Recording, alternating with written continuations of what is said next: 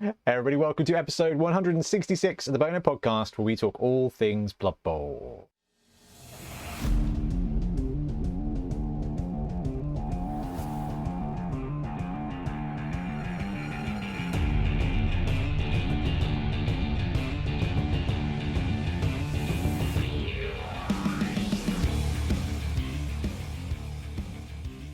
And jingle. Actually a little bit gutted it's not episode 167 because it's kind of the theme this month. But today I'm joined as ever by Bloodtide Ben. BT, how you doing? No, I'm doing very well, thank you. And filling in the prison slot, we've got Ian Triple Pow Triplo Trips. How are you? Oh, stunning intro! Thanks for that. Well, glad to be here in absence of the prison gang. Yeah, I don't think Milton really appreciates how much I push this narrative. I'm not sure he'd agree to come on. Yeah, I know where. I mean, is it a job or is it rehabilitation? But anyway, other than rumours about Milton, what are we talking about today, BT? We're going to be talking about the Warhammer preview. We're going to get our hopes up once again to never be disappointed. I am. Trips isn't. Yeah. We're going to have a little chat about why sevens is the best way to play Blood Bowl.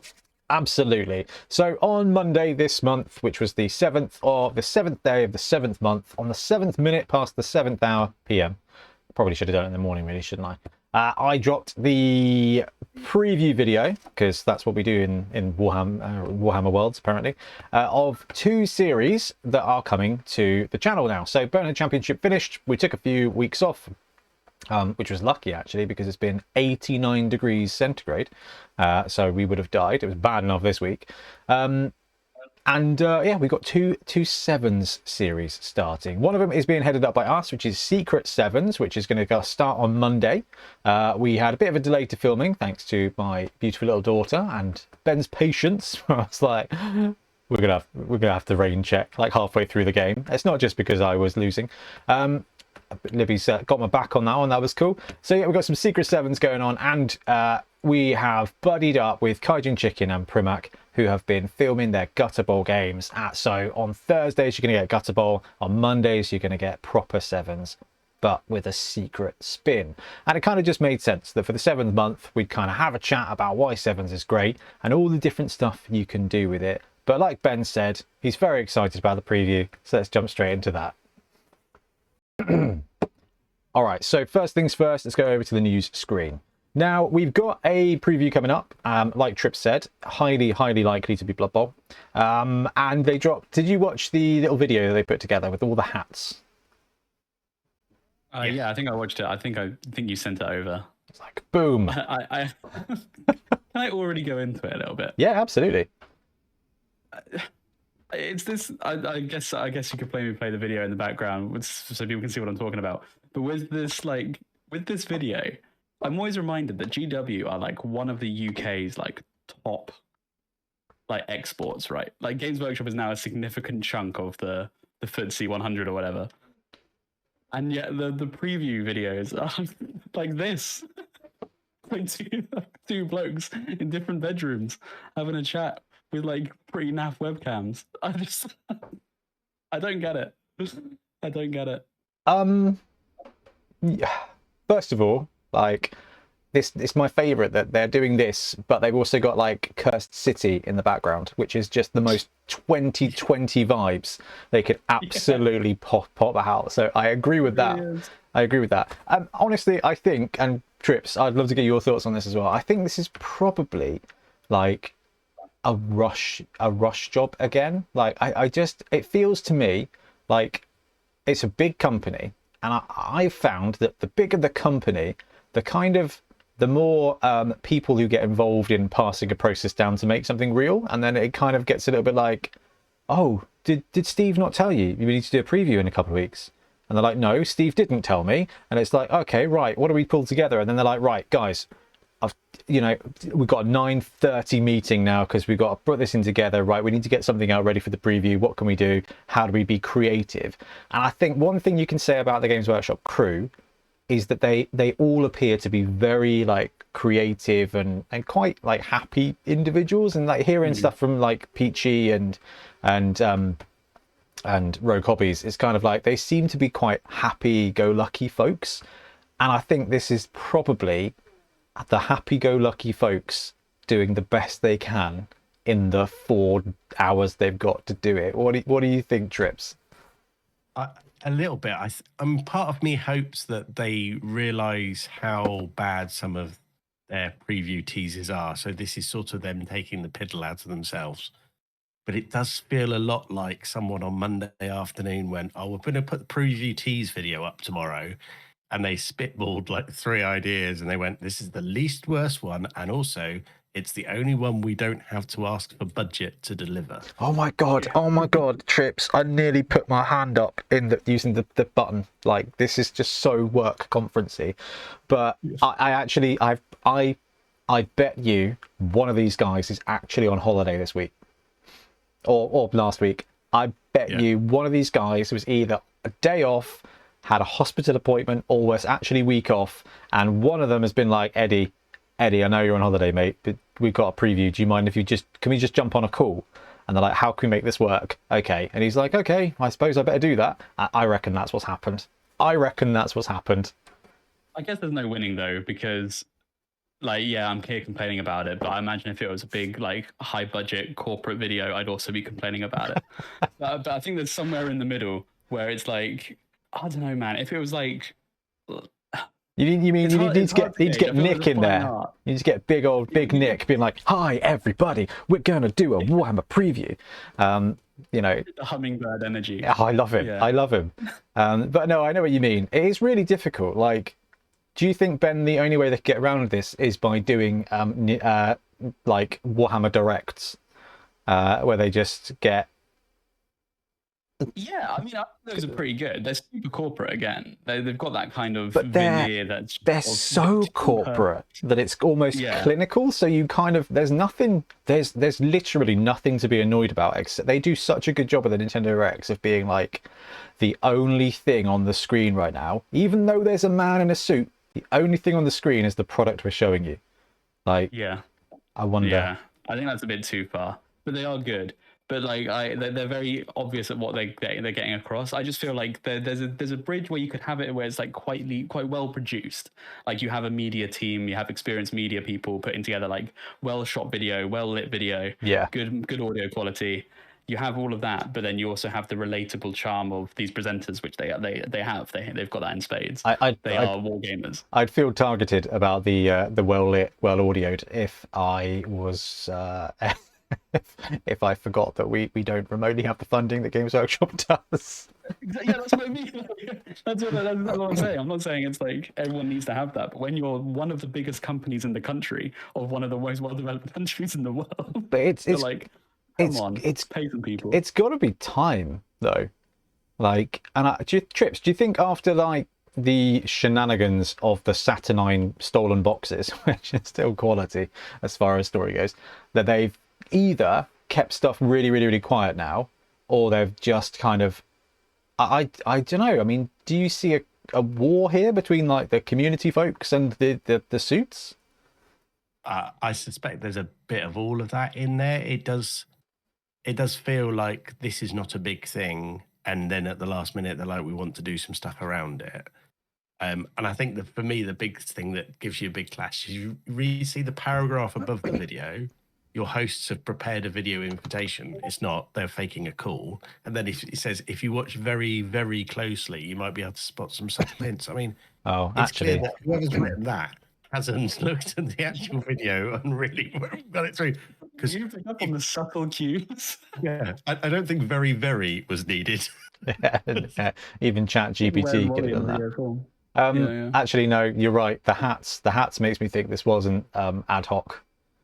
But one thing I've got to just massively underline is that I know that there are really passionate people about this hobby working for Games Workshop, and I feel like these are them, and I just always feel like they're doing their best. However, Ben, do you follow anything like Corvus Belli in any way, shape, or form? The Infinity and Warcrow guys? No, not really. They have some of the most swish miniature photography and videos. That I was scrolling yesterday while Libby was using me as a human climbing frame, and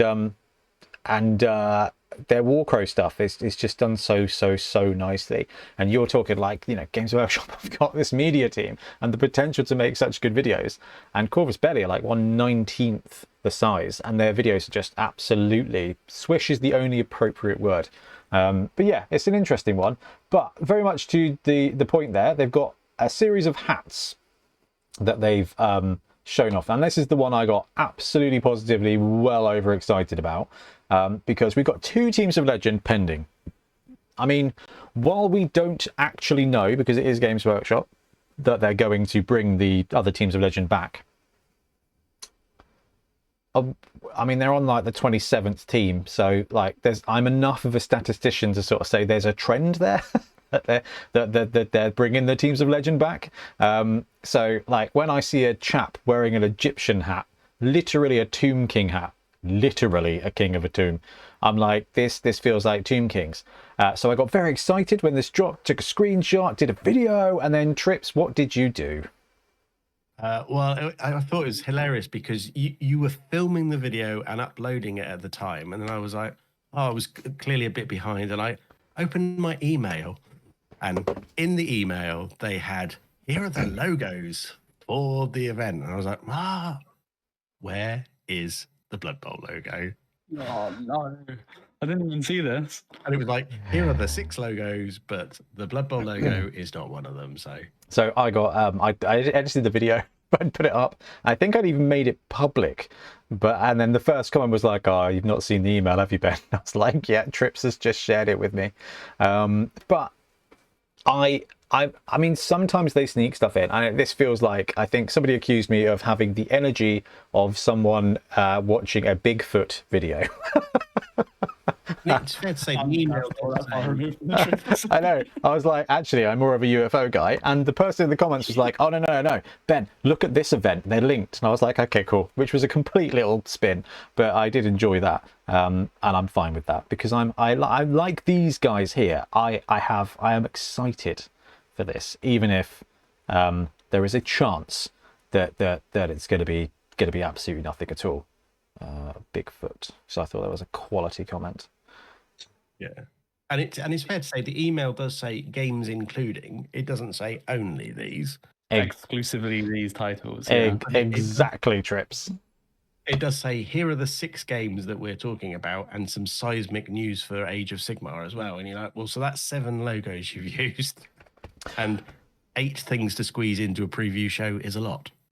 I just have extreme Games Workshop news anxiety, because I will never forget. It sticks with me because there is a train station in Totten, and they've got these train gates that just exist to upset the people who use the roads, and like just thing. I remember coming back one Sunday, I don't know, I think maybe we'd been to see Tiff's family, or we'd gone to get McDonald's or something, and I was sat at the train gates minding my own business, and bloop, the group chat went wild because they just on a Sunday they were like, have a lizard man team. It was when they dropped lizards back in 20 BC. I was like, oh my god, so Games Workshop have no chill. They dropped gnomes just on a random day that we didn't know they were getting a preview. It was the Warhammer World Anniversary. So like they've just got this track record of just being like, and Blood Bowl, I don't know, just Tuesday work. Like, so I have this constant like, any day, anything, it could be the case, it might not be. Is it like proximity bias? Because I always feel like Blood Bowl is huge, but that's just because like we talk about it, we live in that sphere. But I always feel like it gets like a 10th of the treatment that like Heresy gets, and I do wonder if there's more Heresy players than Blood Bowl players, and I really doubt there are. I think it's more massive. I think it's more the spend, because you buy Trips Blood Bowl. In a lot of the other games, you've got to buy an army, which constantly gets nerfed. So you've constantly got to buy bits to the army and the detail. Yeah, that's true. That's my learning of 2025, is just how much is involved in painting an army and scenery for a full-on war game. That's there on my happy little Blood Bowl corner. Like, I painted a Sevens team on Sunday night. That was it. I just printed them Sunday morning and I painted them Sunday night, and I was like, woohoo, I'm done. And then, you look at the oh gosh, what's the price of the Heresy box? Is it like £100? £200? Something like that. And I'm like, that's not even like half an army. Like, it's not necessarily the price, but just the volume is like, you can get this big box that is the size of like a washing machine, and it's not even the beginning. That's just Still got to build it, let alone paint it, let alone get the rest. oh, building plastic models is something I'm not yeah, yeah, it's really quite interesting. We need to have a good old chat about 3D printed stuff at some point, because I've got some hot takes. However, it is a Warhammer preview, and even if we don't get anything for Blood Bowl, I'm in a bit of an interesting place with my relationship with Games Workshop, where I still get excited at the thought of new stuff from Games Workshop, and then I tend to just feel quite disappointed afterwards, and it's a weird little cycle of financial abuse, I guess, where I'm like, ooh. So I thought we could just have a little play and have a look at the hats, because there's been loads of rumours, and I do quite like the idea of doing the hat thing. I thought that was quite clever, and definitely on a budget. Ben, I thought this one might tickle you a bit, because that is a symbol you should be very familiar with. Is it the RBTs? Is it the scales? I can't really see it. Is it the Inquisition? What? Yeah, that Deathwatch. is Deathwatch. Yes. Yeah. Sorry, I zoomed in. Yeah, it's Deathwatch. Now they kind of they squatted Deathwatch a little bit in 40k at the moment, and where they're kind of like, don't worry about those rules. So I mean, I don't want to get too excited, but I'm going to assume a book. Probably a codex, yeah. That would be pretty good, because again, it's one of the more interesting Marine factions. Like, I've got a whole bunch of them. They've been completely untouched, but I've got them. And yeah, it's just they're just really thematically strong, and I think it's a bit of a shame they usually get back burner treatment. Yeah, they're like the Night's Watch in 40k. They're really cool. Yeah, there was like the only kind of custom kit bash. The whole thing about them, right, was that you just take your favorite Space Marines, slap a special shoulder pad on, paint them black, and then move on with your life. Give each one of them a really clear identity. Yeah. Trips. What was the list of the 6 games that they showed off? Can you remember? Yeah, so it's 40k, Horus Heresy, Old World, Legends Imperialis, Warhammer Underworlds, and Kill Team, with a seismic news for Age of Sigmar as well. All right, that one I think brings the hats together, which I do think is quite cool. This this one I thought astronaut at first, then I thought maybe pilot, then I thought maybe race car driver, but I think this is actually aeroplanes for Legions Imperialis, because that would be, of all that list of all the possibilities this could be, that would be the absolutely least interesting possible outcome. That's true. So it's realistic then. I think this is, here's the planes from the game we just killed off, and we're going to bring them back, and we're going to put them together so you can use them for a game that no one plays, because it's got the worst combat mechanic known to humanity. Genuinely, slapsies would have been a better thing to put in that rulebook.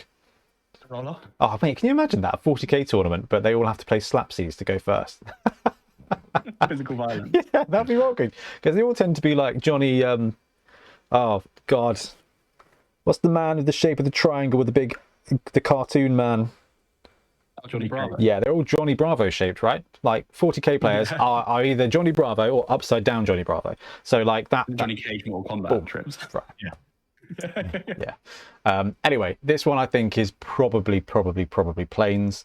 Then the Tomb Kings one, I mean, we're going to have to talk about it. This feels too logical.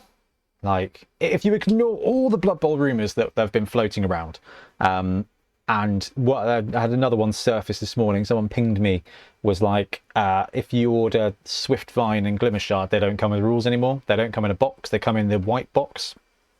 The plain Games Workshop made to order ones. They come in that, and they don't come with rules. So it's like, what does this mean? That's pretty compelling. And I'm like, yeah, that just means there's been a supply chain issue somewhere along the line. Honestly, Trips, I'm an excitable man, but that immediately was like, well, that means that Jane from procurement didn't know there was a new product coming out, so that they've not got their packaging together yet. Damn it, Jane.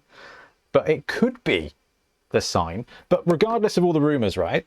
We're expecting Tomb Kings. We've been expecting a team now for nearly a year. This little nugget to me was like, all right, sweet. We are actually going to get a Tomb Kings team from Teams of Legend coming into Blood Bowl. And then this was the point at which Trips was like, yeah, there's no Blood Bowl on the list. But what do you think? Like, we're due them, right? Do you think they're going to sneak a little Blood Bowl nugget in here, or do you think this is just me being very excited? If I hadn't got the email, I would have said you were right. And I think our group chat also, we had this screenshot in the picture and everyone would be like, oh, it's Tomb Kings. And then everyone else reading the email. And I just think the email says no. And it'll be some skeleton army or something for Sigmar. I think it's going to be that. Did it say Old World in the email? Trips did say Old World. So okay, I mean, but they already did Tomb Kings. Why are they going to? Like, I would assume it'd just be like another character if they're going to throw it in. But like, why would they? that Seems odd. Catay's the new big thing. Why go back to Tomb King? That is probably that is probably it. Like, it's probably a character, just like an extra character for Tomb Kings for the old world they're bringing in there. Then there's a pirate dude. We've had loads of cool suggestions about this one in the video comments. They're like, oh, is it going to be Pirates of the Sarah? Oh my god, the pirate coast from the old world. The Sartosa? What? Oh no. Yeah, it is Sartosa. Yeah, okay. Yeah, the pirate coast. Yeah. I was thinking Corsair. Vampire counts, the pirate vampire counts, and I was like, that is a stretch. Drukari, Dark Elves, Dark Eldar, the pirate boys. They're due in 40k, so that kind of made a bit of sense. This one, I mean, someone was like, Abraham Lincoln confirmed for Blood Bowl. I was like, okay, cool. Yeah. All right. But someone else did point out that maybe witch hunters. I was like, that. I don't even care which system that's for. I think we could always use some witch hunters. It could be 40k. It is a kill team, right? A witch hunter kill team in 40k would be pretty cool. Yep. Yeah. And then you got the wizard hat. Now at this point, they were talking about the wizard's hat, and they were talking about big hats. So you've got wizard hat, you've got an even bigger top hat, which makes me worry about Eddie's collection, jester hat, and a pirate hat. So there was lots of and a cowboy hat. So at this point, it just evolved into just a showdown of who has the bigger dress-up closet. But the overarching thing is, they said a new faction for AOS, right? And they've been due 2 factions in AOS for the longest time, which are the Dark Elves and the Chaos Dwarves. So talking to big hats, Chaos Dwarves have big hats. It's very likely that that's going to be Age of Sigmar Chaos Dwarves. So Age of Sigmar Chaos Dwarves, some planes for Legions Imperialis, definitely not Blood Bowl, maybe some old world characters or something like that. I don't see, I mean, kill team, yeah, Witch Hunter kill team, Dark Eldar kill team maybe. I mean, kill team and Underworlds, that gives them scope to put anything in that's... yeah. Nerfed a whole heap of Underworld teams, and kill team can literally be, oh, we did a big run of minis and they haven't all sold, so we'll just package them up slightly smaller and call it a kill team. Oh, I don't know, some of those kill teams they're releasing are really good though. The kill teams are the best. Like, actually, I think Warhammer Underworlds have the best models, but they are also the least usable models ever, because they just don't go into any game that anyone's actually playing. So it's brutal. And then definitely kill team. So there's a lot of cool stuff. There's a lot of cool models there. There's a lot of cool potential there for Games Workshop. Obviously, I think there is an opportunity to sneak in something for Blood Bowl. But I mean, the rumors of the new edition coming in September, Trips, to me, that's, I just, even with the shade that they show Blood Bowl, a new edition, that's a preview title event, isn't it? Yeah, and this feels like the wrong time to do it with the time that it takes for them to go from preview to tease articles to then in a preview to a preview window. That would put the release smack bang in the middle of the summer holidays, which would be a horrible time to try and release something. So if it's going to be a release in the autumn, it's going to be a preview in the autumn. We might have the old late August preview and then 2 weeks of quick stuff when it's out. But yeah, I think if we start from a Blood Bowl point being disappointed with this, then we haven't got too far further to go down. Expectations low, can only go up. I actually think this is a case of if they don't show anything off of Blood Bowl here, like we don't get a team that I just don't think it's remotely possible that September rumor could be accurate for release. The maths aren't mathing. Games Workshop, even if they like spaff something through really quickly, it's a 3-week minimum, right? And we're now basically the middle of July, so I can't see September being the case, which is possibly good because that same rumor was the one where they said that the pitch size was changing. So like on the plus side, if we don't see a September release, then that rumor is kind of, I would be happy with that. Unless the rumor meant that there's a September preview, in which case it comes out in time for Christmas trips, which I think is something more along the lines of what you were kind of saying would be a better spin. Yeah, you'd see a better. So you would be thinking a November release would be good. If you wanted, I mean, what would every Blood Bowl player want for Christmas? They want a new rulebook. Yeah, well, yes. Yeah, anyway, I thought it was worth talking about because I'm going to do a live stream for it anyway, because it's on a Friday at 7 p.m. And I'm like, actually, do you know what? That'll be fun. So my call to you guys is if you like Warhammer, you like hanging out, just come and join the live stream. And then, BT Trips, be ready for an emergency podcast when Bigfoot shows up. Be there on the live stream, there, just like ready to jump on. Live stream at 8 o'clock and go, and the emergency podcast is killed.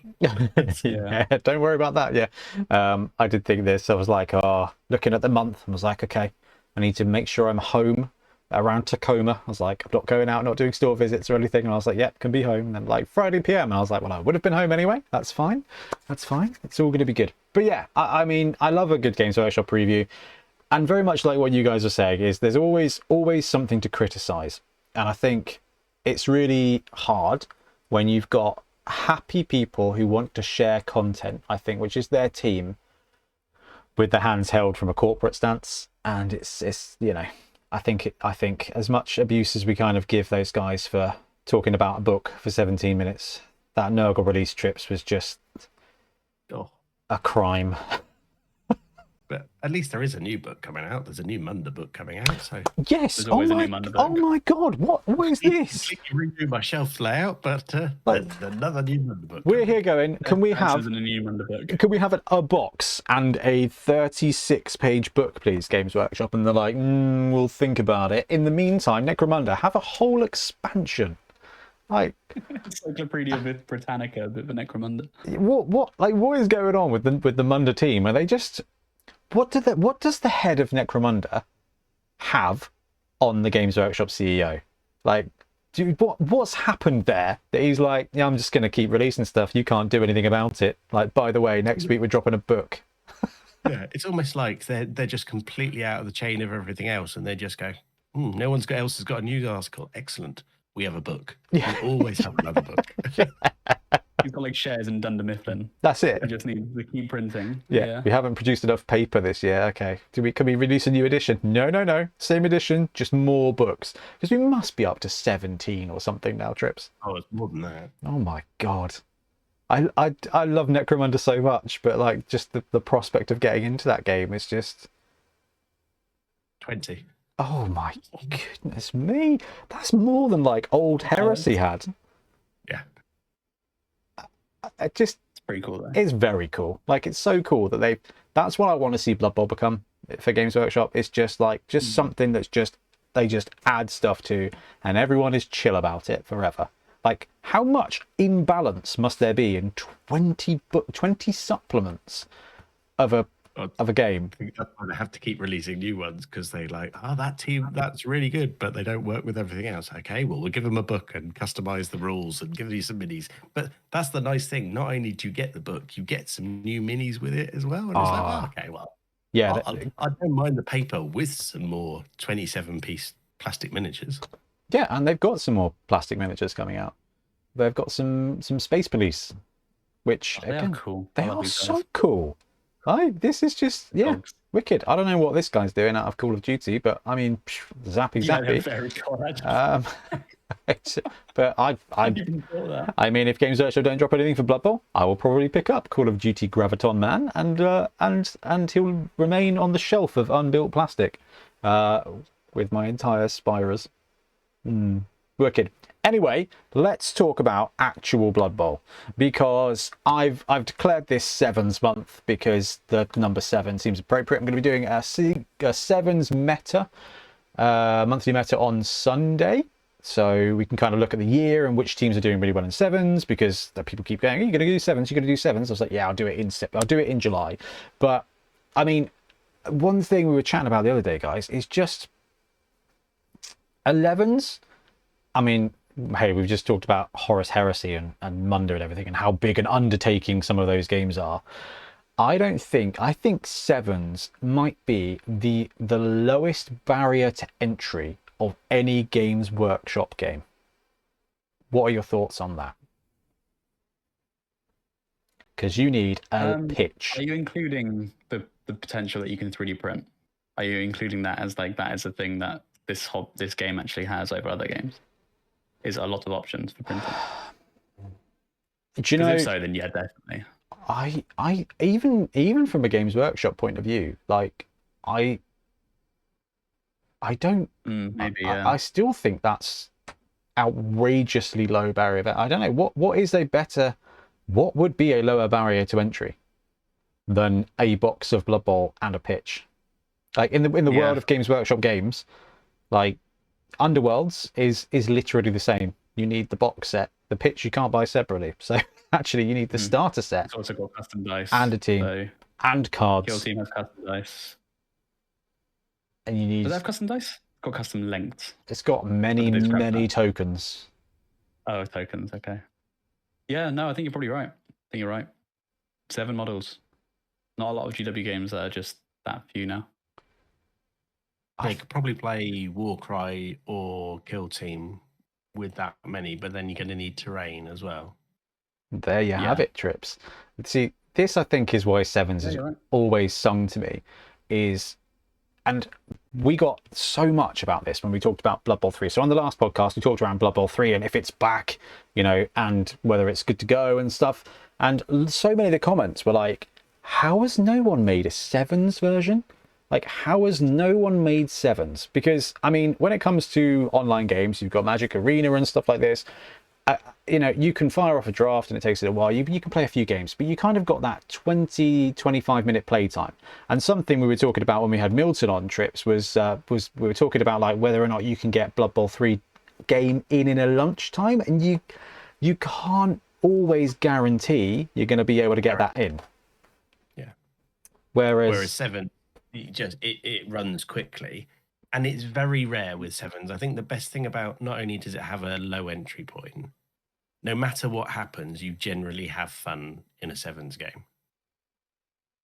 And it's like, even if it goes all over in the first few rounds, it's never going to be more than like 45 minutes. Is it? And not having that line of scrimmage means that it's very rare that you have a turn, or you have a turn 0. By the time you start your turn 1, you're like, I'm already out. You've killed both my treatment.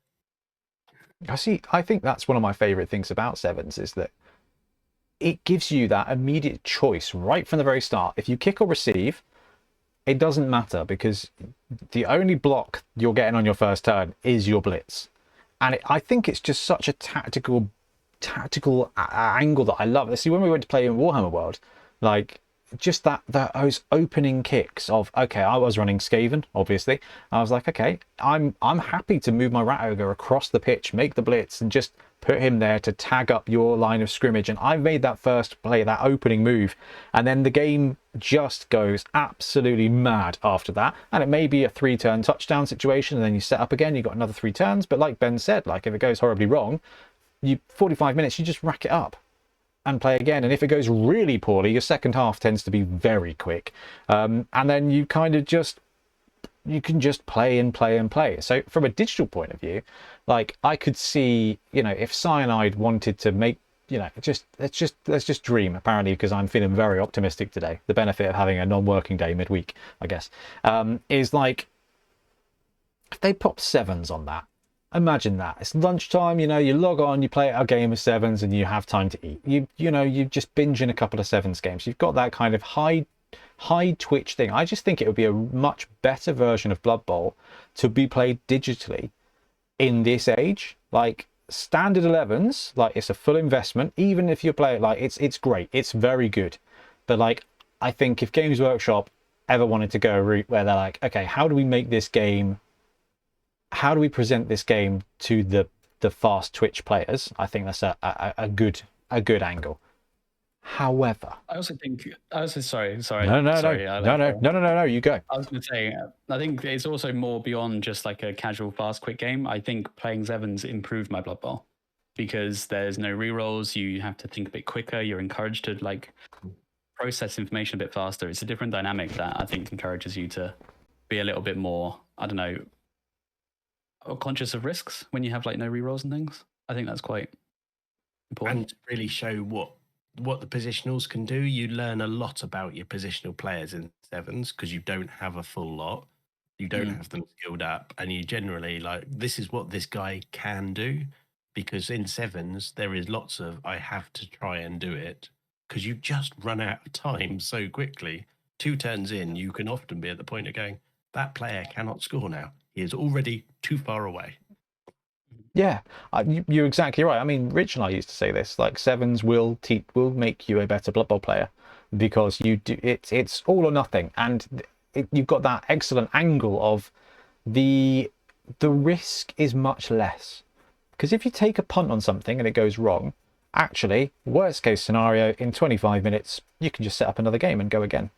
In 11s, it tends to be really, really, really risk adverse most of the time, unless you're Trips, just because the way he rolls and likes to take, edge 4+, he's a dodger. Yeah. Dwarves, watch this. And you know, you kind of, it goes wrong and you're kind of stuck playing out the rest of the hour of that drive, and then it can be a bit of a snowball. So it kind of, I'm not saying it limits the opportunity to try things, but sevens, it feels like it's a more, you've got that opportunity to try out different things, and everything you guys just said there about like your positionals become really key players, and it's such a good opportunity to try out a team. Yeah, and you've got less players overall anyway, so the ones you use have to be quite important. It's sort of not like you can't stack up 4 players to get good assists and things like that, because you might only have 1 left to recover. Whereas you might be in 11s, you might be used to having a few more that you can work around that with. And so, yeah, it becomes really important how you use your players. Yeah, if you've got a 4-on-3 situation, that's most of the pitch. Yeah.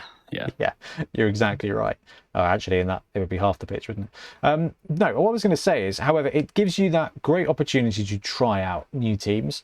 And I think this is the biggest strength for me is you can play a sevens evening at your local club, get a friend round, and you can comfortably get 2 games of sevens in without pushing it. If you're all ready to play, you can easily get 3 games in. We've done it at Wobble a couple of times. I think Ben Hangover Bowl was just played on a Tuesday evening, wasn't it? Or a Monday evening or whatever. 3 games in an evening, yeah. 3-game tournament, easy peasy. Which is just brilliant. But that also means that in one evening, you get 3 shots at running a team. Or you get 3 shots at running 3 different teams if you want to absolutely binge those games through. And everything you guys just said about positionals and stuff, actually, if you want to try out Dark Elves, run them for a couple of sevens games. You know, Trips, you're the Dark Elf guy on this podcast, but like, I feel like in an open field like that, you get to see how great your blitzers can be and how useful the Witch Elves can be. Well, you get a whole tournament day's worth of experience, but in about 2.5 hours. So you get that real benefit, and it is more concentrated onto those positions. And I think Ben's point about it making you a better Blood Bowl player, you learn so much more about how to play when you cannot reroll anything other than a skill reroll. Yeah. Because you rapidly find yourself working out, that failed, that failed, that failed, that failed. Oh, that's the end of the first half. Yeah, that's the downside. But one thing I think it's always been quite good for is trying out not on unofficial teams or mixed teams and stuff like that. So this is what we're doing on the channel at the moment. We've got Secret Sevens going live on Monday. We've got one game filmed and I've started editing it, and it was a ton of fun. And something that struck me, just, you know, doing the filming while you guys are playing and starting to look at the footage, is just how fresh it felt. Like, this is something that's absolutely sparked joy in my heart. Is because we've got 4 new teams, 4 special secret teams that are different. They're new. You don't get a chance to play them, but because it's sevens, like, we kind of have this trade-off where I'm at a point in my life where I don't have a lot of spare time, and I also have a lot of personal guilt when I borrow other people's time. So like, if we're filming something, I want it to really be, I want it to be worthwhile. Like, if you guys are going to drive here, I want it to be worth your time, and I want to maximize my time because, you know, it puts pressure on TIFF, etc., etc. But like, I got no issue doing, you know, throwing away 3 Monday nights to film half a dozen 7 games versus just another 3 games of 11s. Like, and we get to kind of take that punt and do 5 games with 4 new teams, and those are all going to be really, really, really powerfully unique teams. And I think, you know, for me, sevens just gives you that different way of play, and it's such a low barrier to entry from a cost point of view, whether you're 3D printing, whether you're not. I think that's the split, Ben, I kind of want to bring back round to you. Is like, if you're playing standard Blood Bowl, you buy your team, you play some sevens, you learn some things about your team, right? But then you've got that 3D printing or kit bashing, because we've got your Werebear team, and it's like, it feels like just such a good opportunity to brew up something just for sevens. Yeah, it's. Sorry, I thought I completely. Oh, professional. I was going to say, completely lost it. Had something on the tip of my tongue. Shall I fill in while you're thinking about it? Yeah, thank you. I thought you were about to say something very unprofessional. I was like, whoa. Literally, I finished the sentence and then it immediately started. My head just went blank. There's like, what would Grok say? Yeah. Yes. Well, trying teams out, as you say, and particularly, I mean, for us, for trying the secret teams out, is 7 minis is not a lot of minis, particularly when 3 of them, or may have 4 of them, are some variant of a lineman that you probably have a mini lying around, or you can just print one off and run one off. So it's quite a quick and easy way to put a team together. Yeah, that was it as well. That was what I was just going to reinforce in the secret stuff. It's like, it's a really good opportunity to try out these really like niche things without much commitment. Like, if that's something that's really interested you, you can really just go out and assemble it. And you haven't, you know, 7 is significantly faster to paint than, you know, 12. So it's, yeah, really good for that. That's actually been quite interesting from us, like looking at like how we film games and stuff, is that setup of, I'm not saying I would be reticent to do a full 11s league for secret teams, because I love secret teams, but that's a chunky investment. Like, that's a really big investment in something that's kind of, we don't know, isn't just going to be rubbish. Like, at least if you take Chaos Dwarves and they're rubbish, at least they're actually Chaos Dwarves, and there's some good learnings there. If you take a secret league team and they're rubbish, you kind of, it's kind of like, I painted these models that I can't use again. I can't use in a different place. And I think that's what this sevens angle is so good. But that also brings around a different variant of sevens. So Gutter Bowl. Like, Gutter Bowl dropped randomly on a Wednesday or whatever it was. And we were like, oh, this is new pitch, new way of playing. Definitely there to take the Street Bowl angle. Although I really like Street Bowl. And yeah, Gutter Bowl is kind of like a boosted sevens, right? You got 100 extra K. You can take an extra positional. You can take a little bit more players. Maybe it is still 11. Can't remember. Gutter Bowl is 11, I think. Yeah. Yeah, but what's the max in sevens? I feel like that's 11. I think it's 11, but I mean, it's more maxed out by the cost, isn't it? Yeah, the cost and positionals, hugely so.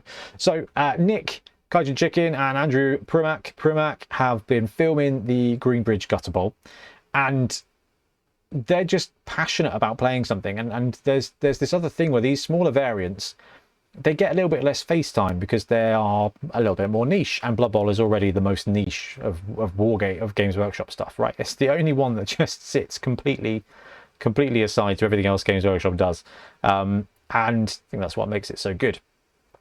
And we got a chance. We built a Gutter Bowl pitch, didn't we? We played a game. We did a live stream. That was actually a lot of good fun. But we never kind of factored it in. Like, we did some Dungeon Bowl stuff. Dungeon Bowl was more mainstream. Sevens is more mainstream. And then you kind of got the fourth version of Blood Bowl, which is Gutter Bowl. And the fact these guys are just having enough fun to play it out, the fact that it's got a slightly different meta, that it does have a little mini line of scrimmage. I mean, these little variants that take a shorter amount of Blood Bowl but still give you that Blood Bowl shot trips, they've got so much benefit. So, I mean, why do you think we never got back round to playing more Gutter Bowl? I think we had a lot of fun with it. I just think there's quite a lot to do, and we probably got into a big championship. I mean, for me, the only thing I found with Gutter Bowl is it is a very destructive game because of the mighty blow everywhere. So however many players you start with, you are going to be ending 2 or 3 turns with quite a lot less, because unless you've got Ironhard skin everywhere, see some of the secret teams for that. Unless you've got Ironhard skin everywhere, just a player going on the ground is as good as him being pushed into the crowd. It does. It definitely feels that way. Like, it is definitely a very, very violent version, which I think is what ties in really nicely to Street Bowl, because Street Bowl has the same. It's the same rule basically. It's like the ground is lava, where you get +1 to armor breaks. I think it's just armor breaks. I don't think it's actually full on mighty blow, or maybe it is. I can't remember, but I really like that aspect where you've got full on 11s, which is the full game. Then you've got 7s, which is really about fast play, YOLO stuff. That's what 7s is. And then you've got Gutter Bowl, which, like Trips has just described, is like the Somme or Normandy. Like, it is just the grinder. That absolutely just, you put your players in a grinder and it's just absolutely carnage. But it still only takes an hour. Like, I think I'd rather play three games of Gutter Bowl where I lose all my players than 1 game of 11s. But I love 11s. Yeah, I think my attitude on it is, like, Gutter Bowl especially, but also Sevens, is that kind of that snack. It's that it's just really tasty, it's new, it's novelty. Sometimes it's all I'm in the mood for. I just want to grab something quick and enjoy it. But, like, it's never going to fully satiate you. And so I always find that when I'm playing these games, you crave that home cooked meal that is 11. You crave that really crunchy experience of just, like, and sort of deploying the skills you've been practicing in, like, a big, quite, the stakes feel higher, so the wins feel better. Does that make sense? Yeah. So it's like you kind of crave that. And yeah, that's the way I always find. I find when I'm playing lots of 11s, I don't necessarily crave 7s and Gutter Bowl, but I do crave it the other way around. Yeah. Doesn't mean I'm not in the mood for it. Like, I'll absolutely do it, but it's not like I'm not playing a game of 11s thinking, God, I wish this was 7s right now. I don't often find that. See, I'm the other way. Yeah, that's right. The flip side of the 7s game with the 11s game, because 7s is so quick and it's quick decisions, and you can't really plan a 6-turn event in 7s because it goes wrong after about a turn and a half or about 1 dice roll.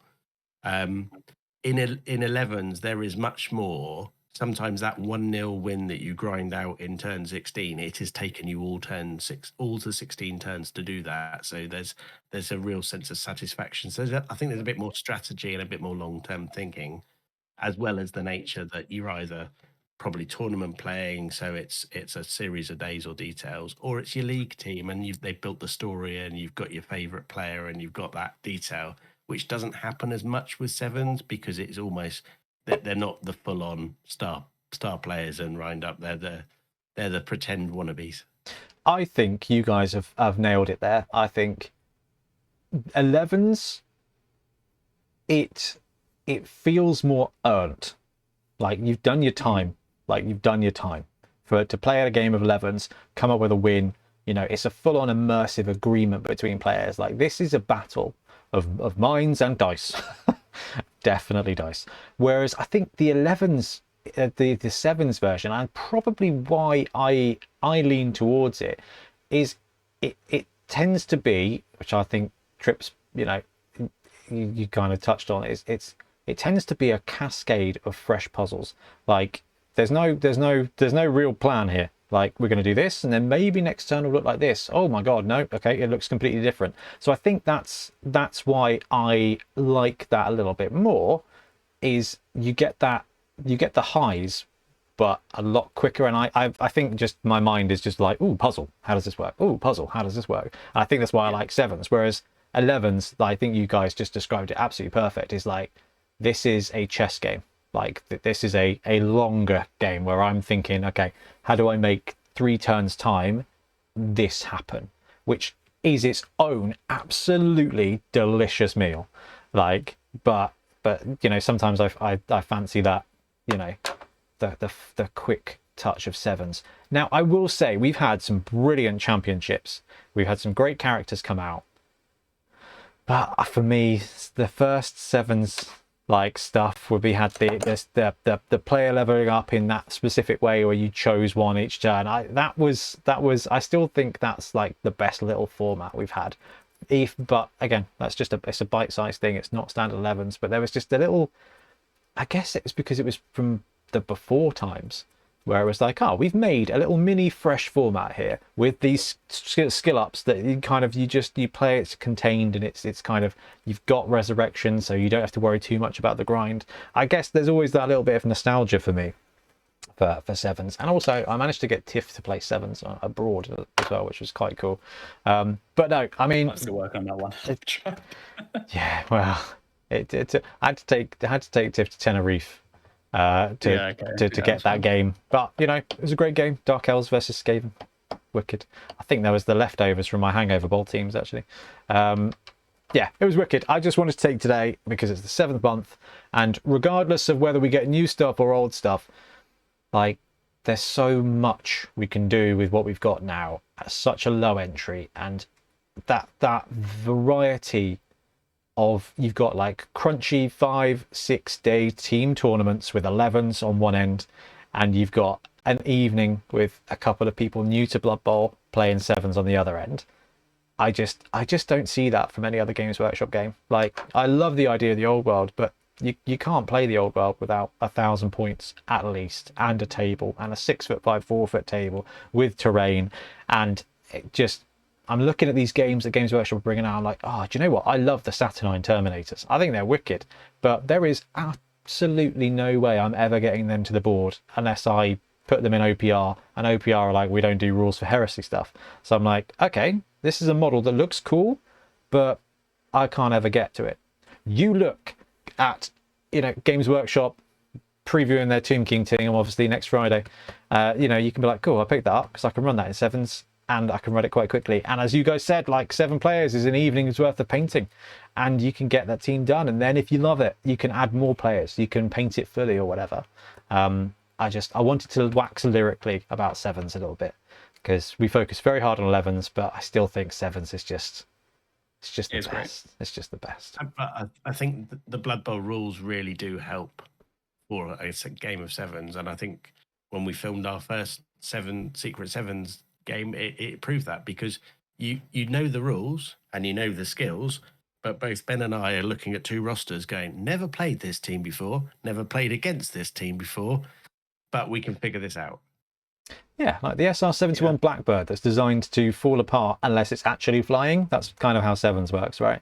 You're kind of like, this is just, something is going to appear on this tabletop and I don't really know what it is.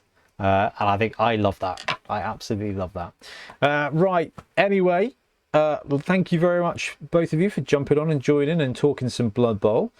Do we have a podcast before the illustrious live stream? No, we don't. So if you are listening, join us or me on Friday the 18th at 7 p.m. We're going to do a little watch along. And then in the meantime, hang out on Thursday and support the guys with the first game of Gutter Bowl. That would have actually already been live, so go back and watch that and give them loads of props, and then join us on Monday for the first episode of Secret 7s. But yeah, right. Trips, BT, thanks very much. And everybody else, Thank you. thank you very much for joining us. We'll be back soon with more Bubble content. Happy blocking.